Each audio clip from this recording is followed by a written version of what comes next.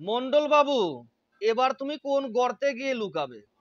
মানে আমি অনুব্রত মন্ডলকেই বলছি। হ্যাঁ, অনুব্রত মন্ডল অসুস্থতার দোহাই দিয়ে বারবার হাজিরা এড়িয়ে যাচ্ছেন।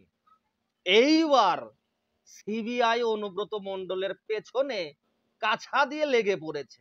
গরু পাচার মামলায় অনুব্রত মন্ডলের যে জামিন হয়েছে, এখনো সেই মামলা বহাল রয়েছে এবং সিবিআইদের ধারণা এই গরু পাচার মামলায় যে সকল সাক্ষী অনুব্রত মন্ডলের বিরুদ্ধে রয়েছে তাদেরকে অনুব্রত মন্ডল হুমকি দিতে পারে, ধমকি দিতে পারে, বিভিন্নভাবে এই সকল সাক্ষীদেরকে গলা চিপে ধরে মুখ বন্ধ করে দিতে পারে।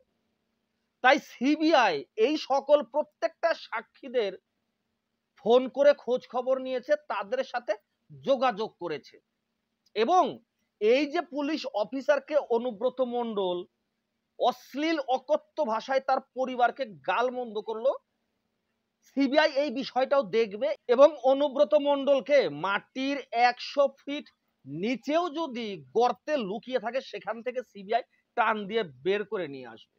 এখন তৃণমূল কংগ্রেস থেকে আর অনুব্রত মন্ডলের যে সমর্থকগুলো রয়েছে তাদের মুখ থেকে শোনা যাচ্ছে এটা নাকি এআই দিয়ে বানানো একটা অডিও।